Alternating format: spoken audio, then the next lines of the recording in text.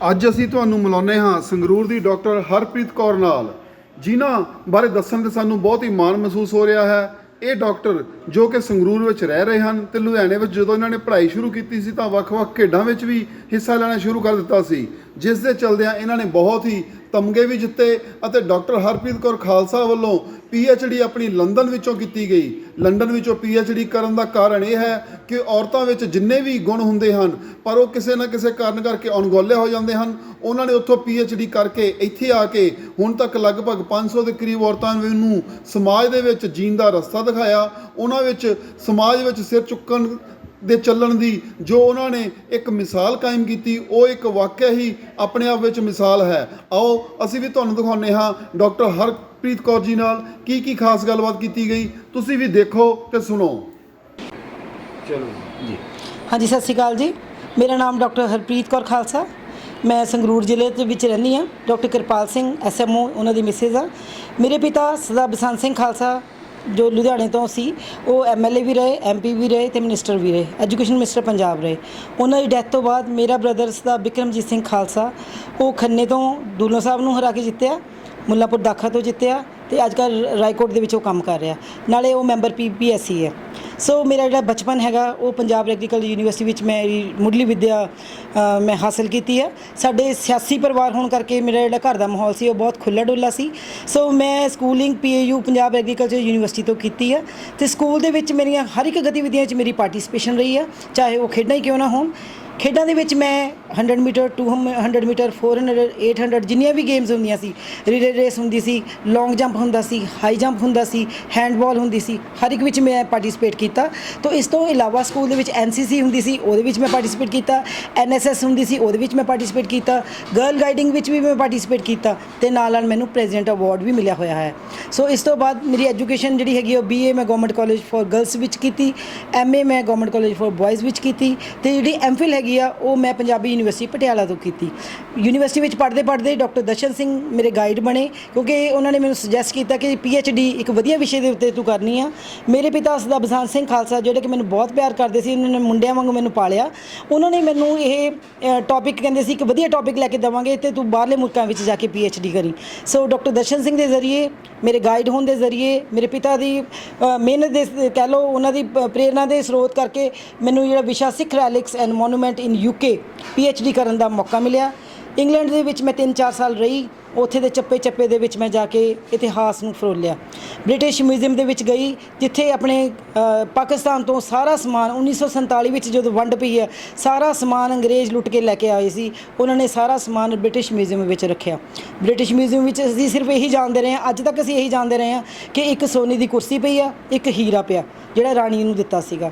ਸੋ ਜਦੋਂ ਮੈਨੂੰ ਉੱਥੇ ਬ੍ਰਿਟਿਸ਼ ਮਿਊਜ਼ੀਅਮ ਜਾਣ ਦਾ ਮੌਕਾ ਮਿਲਿਆ, ਇਤਿਹਾਸ ਨੂੰ ਫੋਲਣ ਦਾ ਮੌਕਾ ਮਿਲਿਆ ਤੇ ਮੈਨੂੰ ਬਹੁਤ ਸਾਰੀਆਂ ਉਹਦੇ ਵਿੱਚੋਂ ਕਹਾਣੀਆਂ ਲੱਭੀਆਂ, ਜਿਵੇਂ ਕਿ ਮਹਾਰਾਣੀ ਜਿੰਦਾ ਦੀ ਕਹਾਣੀ, ਜਿਵੇਂ ਮਹਾਰਾਜਾ ਦਲੀਪ ਸਿੰਘ ਦੀ ਕਹਾਣੀ, ਜਿਵੇਂ ਸ਼ਹੀਦ ਊਧਮ ਸਿੰਘ ਦੀ ਕਹਾਣੀ।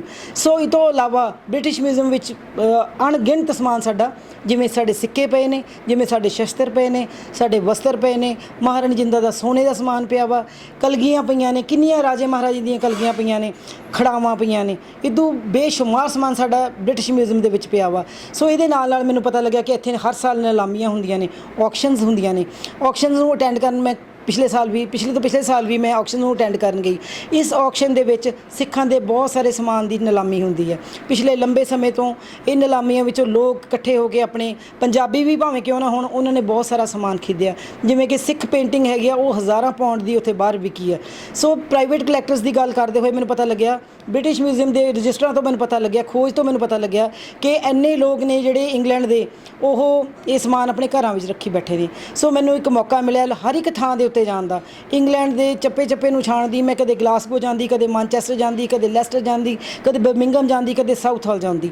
सो हर जगह जांदी ते लोकां दा मैं इंटरव्यू करके पुछदी भी साडे सिखां दा समान तुसीं कित्थे रखिया होया वा। ते जदों मैनूं दर्शन करन दा मौका मिलदा बड़ा मेरा दिल दुखदा, क्योंकि बाबा जी दीयां बिरध बीड़ां उन्होंने घरे अपने इदां ही रखिया होईयां ने। बहुत सारे मैं लोकां नाल इंटरव्यू कीती, जदों गलबात कीती तो पता लग्या कि उन्हां दी शराब पीती हुई सी, तां भी वो निक्के निक्के ਟੁੱਟ ਕੇ ਆਪਣੇ ਹੱਥਾਂ ਨਾਲ ਮੈਨੂੰ ਦਿਖਾਉਂਦੇ। ਸੋ ਇਹ ਸਾਰਾ ਜਿਹੜਾ ਦੁਖਾਂਤ ਹੈਗਾ ਵਾ, ਮੈਂ ਉਸ ਨੂੰ ਇਕੱਠਾ ਕਰਕੇ ਗੁਰਦੁਆਰਿਆਂ ਦੇ ਵਿੱਚ ਬੋਲਦੀ।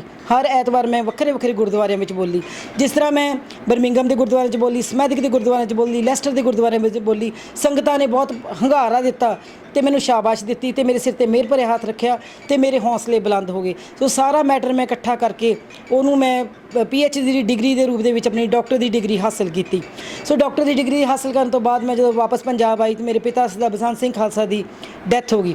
ਉਹਨਾਂ ਦੀ ਡੈਥ ਤੋਂ ਬਾਅਦ ਮੇਰਾ ਵਿਆਹ ਸੁਨਾਮ ਸ਼ਹਿਰ ਜਵੰਦੇ ਪਿੰਡ ਵਿੱਚ ਡਾਕਟਰ ਕਿਰਪਾਲ ਸਿੰਘ ਦੇ ਨਾਲ ਹੋਇਆ। ਸੋ ਮੈਂ ਇੱਥੇ ਚੁੱਪ ਨਹੀਂ ਬੈਠੀ, ਮੈਂ ਆਪਣੇ ਪਿਤਾ ਦੀ ਯਾਦ ਵਿੱਚ ਸਰਦਾਰ ਬਸੰਤ ਸਿੰਘ ਖਾਲਸਾ ਪਬਲਿਕ ਸਕੂਲ ਦਿੜਬਾ ਖੋਲ੍ਹਿਆ। ਉੱਥੇ ਮੈਂ ਗਰੀਬ ਬੱਚਿਆਂ ਨੂੰ ਦਾਖਲ ਕੀਤਾ।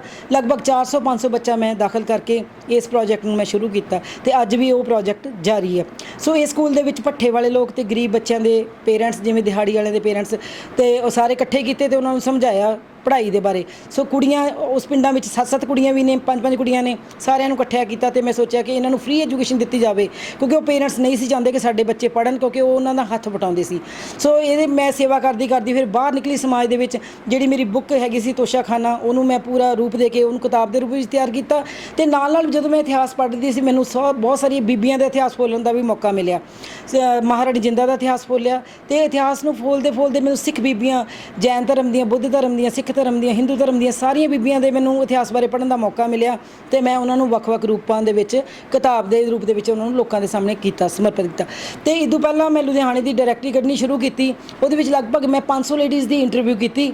ਉਹਨਾਂ ਨੂੰ 500 ਲੇਡੀਜ਼ ਦੀ ਇੰਟਰਵਿਊ ਕਰਕੇ ਉਹਦੇ ਵਿੱਚ ਮੈਂ ਘੱਟੋ-ਘੱਟ 200-300 ਲੇਡੀਜ਼ ਨੂੰ ਛਾਂਟਿਆ ਜਿਹੜੀਆਂ ਸੱਚਮੁੱਚ ਸਮਾਜ ਦੇ ਮੂਹਰੇ ਆਉਣ ਵਾਲੀਆਂ ਸੀ, ਜਿਨ੍ਹਾਂ ਦੀ ਸਮਾਜ ਨੂੰ ਬਹੁਤ ਸਾਰੀ ਦੇਣ ਸੀ, ਜਿਨ੍ਹਾਂ ਤੋਂ ਸਾਨੂੰ ਅੱਜ ਵੀ ਪ੍ਰੇਰਨਾ ਮਿਲਦੀ ਆ। ਉਹ ਲੇਡੀਜ਼ ਦੇ ਪੜ੍ਹ ਕੇ, ਅਸੀਂ ਉਹਦੀ ਹਿਸਟਰੀ ਨੂੰ ਪੜ੍ਹ ਕੇ, ਉਹਦੇ ਮਤਲਬ ਉਹਦੇ ਕੀਤੇ ਕਾਰਜਾਂ ਨੂੰ ਪੜ੍ਹ ਕੇ ਉਦੋਂ ਸਾਨੂੰ ਪ੍ਰੇਰਨਾ ਮਿਲਦੀ ਹੈ। ਮੇਰਾ ਇਹ ਇੰਟਰਵਿਊਜ਼ ਦਾ ਮੋਟਿਵ ਸੀਗਾ ਕਿ ਜਿਹੜੀਆਂ ਸਮਾਜ ਵਿੱਚ ਅਣਗੌਲੀਆਂ ਔਰਤਾਂ ਨੇ ਉਹ ਕਿਸੇ ਰੂਪ ਦੇ ਵਿੱਚ ਬਾਹਰ ਨਹੀਂ ਆ ਸਕਦੀਆਂ, ਚਾਹੇ ਉਹਨਾਂ ਦੇ ਸਹੁਰੇ ਉਹਨਾਂ ਨੂੰ ਅਲਾਓ ਨਹੀਂ ਕਰਦੇ, ਉਹਨਾਂ ਦੇ ਹਸਬੈਂਡ ਉਹਨਾਂ ਨੂੰ ਅਲਾਓ ਨਹੀਂ ਕਰਦੇ, ਜਾਂ ਉਹਨਾਂ ਦੇ ਲਿੰਕ ਨਹੀਂ ਹੈਗੇ ਕਿ ਉਹ ਸਮਾਜ ਦੇ ਮੂਹਰੇ ਆ ਸਕਣ। ਸੋ ਪਰਮਾਤਮਾ ਨੇ ਬਖਸ਼ਿਸ਼ ਦੇ ਨਾਲ ਮੈਂ ਉਹਨਾਂ ਸਾਰੀ ਲੇਡੀਜ਼ ਦੀ ਇੰਟਰਵਿਊ ਕੀਤੀ, ਉਹਨਾਂ ਨੂੰ ਪ੍ਰਮੋਟ ਕੀਤਾ, ਉਹਨਾਂ ਨੂੰ ਸਟੇਜ 'ਤੇ ਲਿਆਂਦਾ ਤੇ ਉਹ ਅੱਜ ਮੈਨੂੰ ਜਦ ਮਿਲਦੀਆਂ ਨੇ ਤੇ ਉਹ ਬਹੁਤ ਖੁਸ਼ ਨੇ ਕਿ ਸਾਡੀ ਪਹਿਚਾਣ ਤੂੰ ਦਵਾਈ ਹੈ। ਸੋ ਇਸ ਤੋਂ ਬਾਅਦ ਮੈਂ ਸੰਗਰੂਰ ਜ਼ਿਲ੍ਹੇ ਵਿੱਚ ਐਂਟਰ ਕੀਤੀ। ਸੰਗਰੂਰ ਜ਼ਿਲ੍ਹੇ ਵਿੱਚ ਵੀ ਮੈਂ ਘੱਟੋ ਘੱਟ 200-250 ਲੇਡੀਜ਼ ਨੂੰ ਆਪਣੇ ਘਰੇ ਬੁਲਾਇਆ। ਹਰ ਇੱਕ ਫੀਲਡ ਦੀ ਲੇਡੀ ਨੂੰ ਮੈਂ ਆਪਣੇ ਘਰੇ ਬੁਲਾਇਆ, ਚਾਹੇ ਉਹ ਸਿਆਸਤਦਾਨ ਹੋਵੇ, ਚਾਹੇ ਉਹ ਐਜੂਕੇਸ਼ਨ ਨਾਲ ਸੰਬੰਧਿਤ ਹੋਵੇ, ਸਪੋਰਟਸ ਦੇ ਖੇਤਰ ਵਿੱਚ ਹੋਵੇ। ਸੋ ਉਹਨਾਂ ਲੇਡੀਜ਼ ਦੀ ਵੀ ਮੈਂ ਇੰਟਰਵਿਊ ਕਰਕੇ ਉਹਨਾਂ ਨੂੰ ਵੀ ਸਮਾਜ ਦੇ ਮੂਹਰੇ ਲੈ ਕੇ ਆਂਦਾ ਤੇ ਇੱਕ ਫੰਕਸ਼ਨ ਕਰਕੇ ਨਿਰਮਲ ਰਿਸ਼ੀ ਮੈਡਮ ਨੂੰ ਲਿਆ ਕੇ ਉਹਨਾਂ ਨੂੰ ਸਾਰਿਆਂ ਨੂੰ ਉਹਨਾਂ ਤੋਂ ਸਨਮਾਨਿਤ ਕਰਾਇਆ। ਇਹਨਾਂ ਕੰਮਾਂ ਨੂੰ ਕਰਦੀ ਕਰਦੀ ਮੇਰੇ ਹੌਸਲੇ ਬਹੁਤ ਬੁਲੰਦ ਹੋਏ ਤੇ ਹੁਣ ਅੱਜ ਕੱਲ੍ਹ ਮੈਂ ਪਟਿਆਲੇ ਐਂਟਰ ਕਰ ਗਈ ਹਾਂ।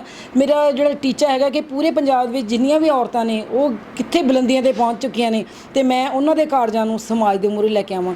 ਇਹ ਇੱਕ ਮੋਟੀਵੇਸ਼ਨ ਦਾ ਵੀ ਕੰਮ ਕਰਦੀਆਂ, ਜਿਹੜੀਆਂ ਔਰਤਾਂ ਕੁਝ ਕਰਨਾ ਚਾਹੁੰਦੀਆਂ ਨੇ ਪਰ ਉਹਨਾਂ ਨੂੰ ਢੰਗ ਤਰੀਕੇ ਨਹੀਂ ਪਤਾ। ਜਦੋਂ ਕਿਸੇ ਦੀ ਇੰਟਰਵਿਊ ਪੜ੍ਹਦੀਆਂ ਨੇ ਜਾਂ ਮੇਰੇ ਕੋਈ ਲੇਖ ਪੜ੍ਹਦੀਆਂ ਨੇ ਜਾਂ ਮੇਰੀ ਕੋਈ TV ਟਾਕ ਦੇਖਦੀਆਂ ਨੇ, ਰੇਡੀਓ ਟਾਕ ਦੇਖਦੀਆਂ ਨੇ, ਕੁਝ ਵੀ ਦੇਖਦੀਆਂ ਨੇ, ਉਹਨਾਂ ਨੂੰ ਪ੍ਰੇਰਨਾ ਮਿਲਦੀ ਹੈ।